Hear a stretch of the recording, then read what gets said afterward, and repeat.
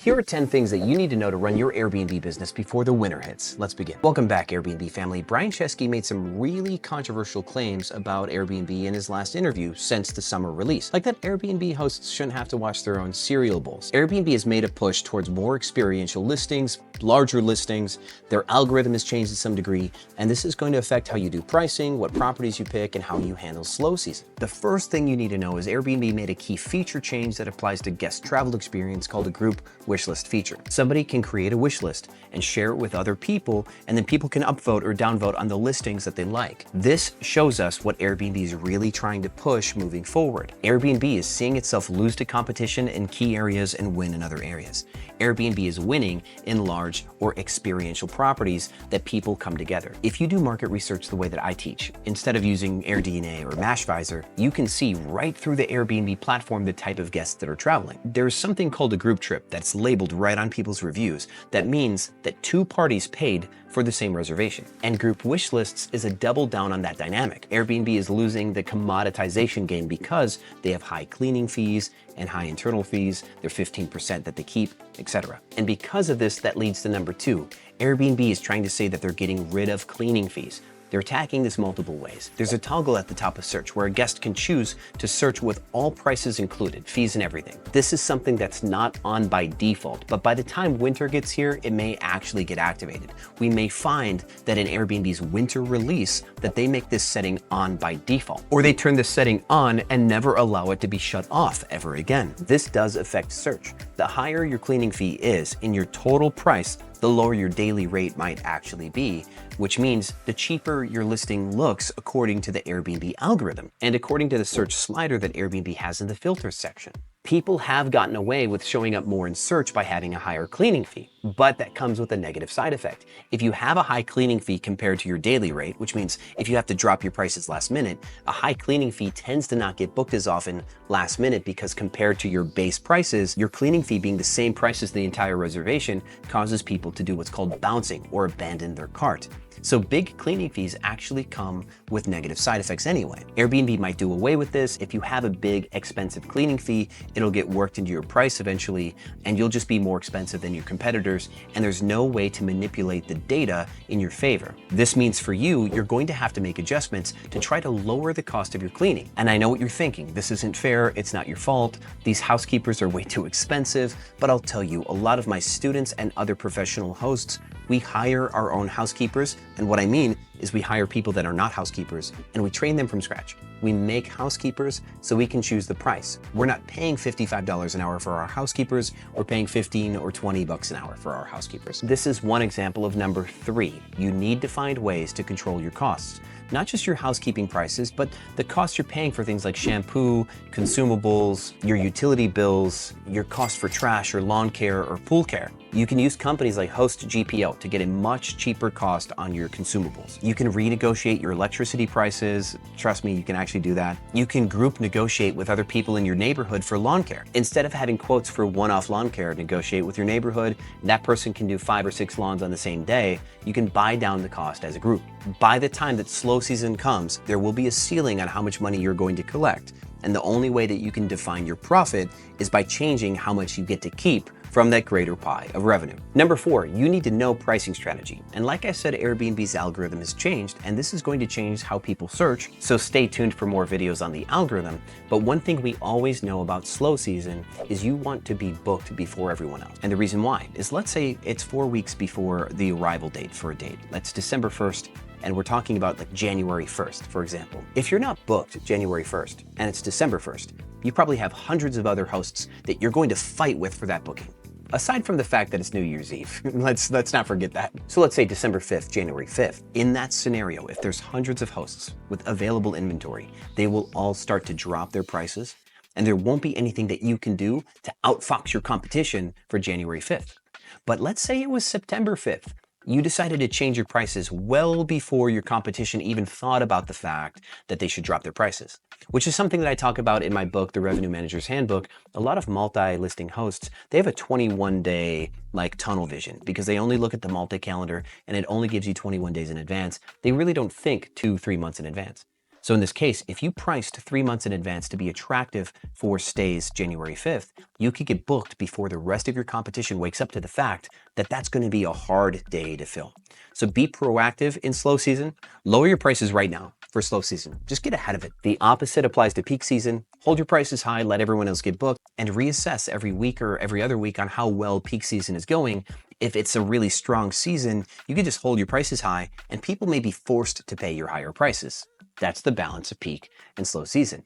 Thanks for coming to my TED Talk. Number 5 on the things you need to know is Airbnb is pushing experiential design, experiential listings, experiential experiences. You saw Airbnb just launched something called Icons. It's an in-house version of experiences. They just cut 5,000 experience hosts, even ones that had great reviews. Airbnb is doing this for a controversial reason, and I think what that is they're trying to control the fact that experiences are meant to be a halo product, not a primary product, and it's just meant to draw more attention and more usability to the Airbnb app as a whole, and line people up for liking Airbnb until they need an accommodation. And Airbnb Icons is a chess move that really supports this theory. The X-Men house or the Up house, these are staying in an accommodation, but in an experiential way, in kind of a fake but fun way.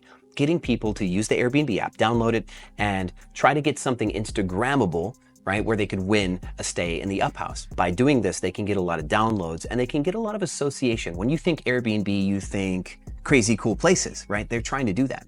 They were hoping that experiences would help support this idea of Airbnb being an experiential app. But a lot of these experiences and tours were just like kind of cool things that probably didn't support Airbnb's chess game, as we call it. So if you're going to follow Airbnb in their strategic play towards Icons, you need to ask yourself, how can you be part of this move? And again, this is something that could seem unfair because we're just trying to run a good business here.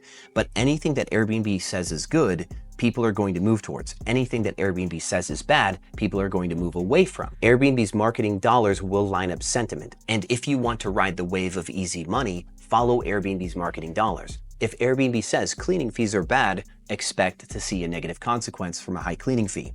All the same. We are using loud colors, tall statues, tall geodes, grand pianos, all sorts of fun stuff in these places to make our place truly, truly unique. And I'm going to give you some rare advice that I really only ever tell my students. You can get a piano, a vintage one, that doesn't work, doesn't play, keys don't work, get it for free. Pick up only from somewhere and put it in a room. And then you can make that thing part of your design. Just like Airbnb Icons, the Up house doesn't actually fly. The X-Men house doesn't have all the cool gadgets and widgets that Professor Xavier would have invented.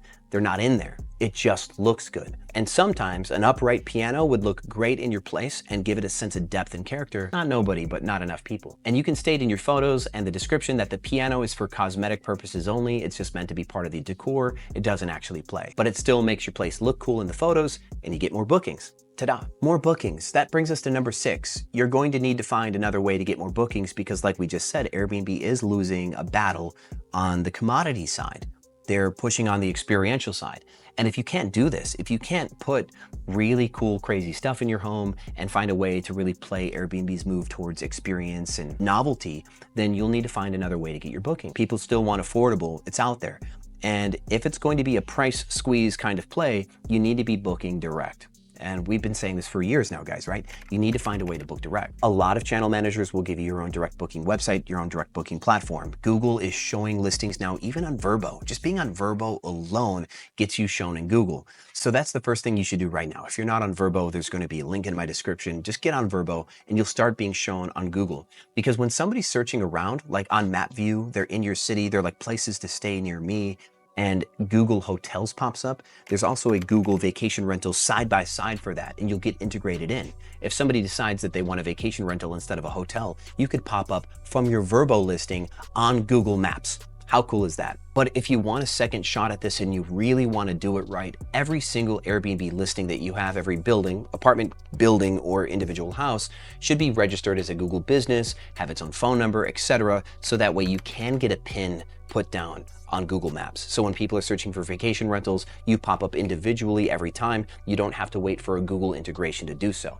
So that's another sneaky way to get bookings. The 7th thing that you need to know is that we've been in a negative sum environment.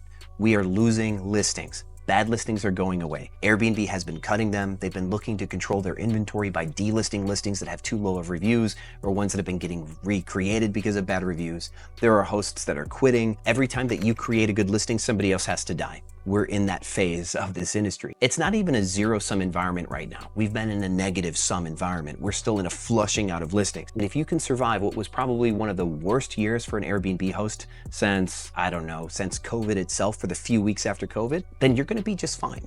But you need to be prepared to watch other hosts lose in order for you to gain. So we have to keep this soft front for our guests, this polite and fun and understanding nature with our business model. But on the back end, we have to be warriors. We have to be nearly violent against other hosts. Where 5 or 7 years ago, I'd say everybody wins. We are competing against hotels. Let's be nice to other hosts. Let's share information and data. There's a lot of stuff that I'm not going to teach you for free anymore. I'm just going to be honest. There's a lot of stuff that I know that I'm not sharing because I did create my own competition 7 years ago. I created 10,000 listings, at least, maybe even 100,000 listings from this YouTube channel. And it's cost me millions and millions and millions of dollars. The guy that lives in the penthouse below me, he has over 400 listings and I taught him for free. And then he taught someone else for free who's also a coach. So not only have I created thousands of listings from giving you guys free information and giving competitors like that free information, but I've also created a dozen or more coaches that are teaching. And so now that we're in a space where innovation really does drive success, my information isn't always going to be free anymore because I still like making money on Airbnb too. It's not personal. Number 8 on the things that you need to know, my biggest students are using AI and VAs together in really, really cool ways to drive down their costs. AI is creating predictive texts, recommended texts that you can send to guests when they ask questions. And VAs can manually review those and send those, which is really cool. You can have VAs from El Salvador that work for just a couple bucks an hour. And I know some of you might be mad about the exploitation of workers in that way, but $3 an hour in El Salvador is really great. So if you give somebody a job in El Salvador where they make better money, I don't know if I find that to be a bad thing. Sure, you could pay somebody $13 an hour in the United States for the same job, but business is business and you're still making somebody's life better.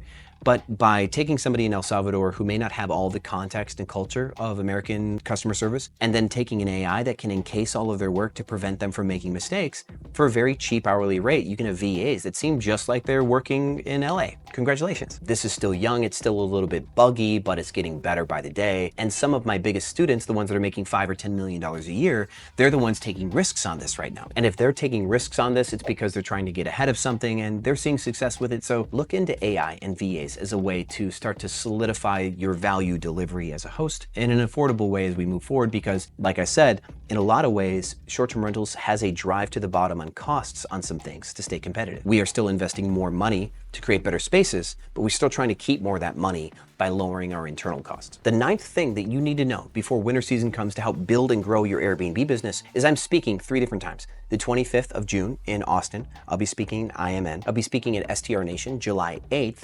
And I believe mid-September, I'm gonna be at a short-term rental expo. I'm gonna leave the information on screen because the name's a little long, and that's going to be in Kentucky in September. I'll also be at Burning Man, but not to speak about short-term rentals. But if I see you there, we can talk short-term rentals while I'm there. And more than just the fact that I'm talking there, it's what people are asking me about. IMN asked to bring me back after I talked last year, and STR Nation asked to bring me back, but they're all so fixated on data and revenue management. Those are the biggest things that they want to know about. These are the things that they care about. They want to know, they're trying to connect with individual hosts and small operators, and they're trying to provide value in these areas because they believe, based on their feedback loops, that this is what the world cares about most. And when we look at the fact that Airbnb's summer release didn't have anything for hosts really at all, no new widgets, no enterprise level stuff to keep you from going to Vrbo, which is what Airbnb used to do, right? They used to give us things like scheduled messages and the multi-calendar and Pro Tools. They haven't developed anything like that in a while because they've realized that there's nothing keeping you from going to Vrbo, so what's the point? You're probably going to use a channel manager anyway. What's the point? But outside of the context of Airbnb, in the greater space versus hotels, data and revenue management is the biggest topic for a multi-channel host. And to summarize the reason why, there are tiers of levels of education for different hosts, right? The operators on the bottom have pretty listings, they never change their prices, they provide a good service, they're very mom and pop, probably an ADU guest room. Then there are hosts that try to start and grow their business and they have to learn about topic matter, like changing their prices and like how to clean places and all this other stuff. Then there are hosts that try to start and scale businesses professionally, and there's all this stuff to learn, like how to change your prices and Airbnb's policies and resolutions and peak season, slow season, market research, all this stuff. This is where a lot of softwares and companies that provide services try to capture you. They want to get you to spend money on these things. But then the biggest companies with thousands of listings, they've internalized all these things. They really don't pay for that many other services. They do a lot internally. Aside from like a major channel manager, companies with thousands of listings will use something like OwnerRez or Tokeet or Guesty or something to deploy everything that they do. But when it comes to like market research and revenue management, there's always a professional at the helm. Who lives and who dies in this industry is defined on how well people get good at these topics. You can still survive as a small host with a few listings, a few houses, and not really know a lot of this stuff and just lean on Price Labs or Wheelhouse and Guesty for hosts and stuff like that. You could, but even at this level, I'm seeing students of mine with houses suffer under softwares because Price Labs and Wheelhouse are really only effective 50% of the time.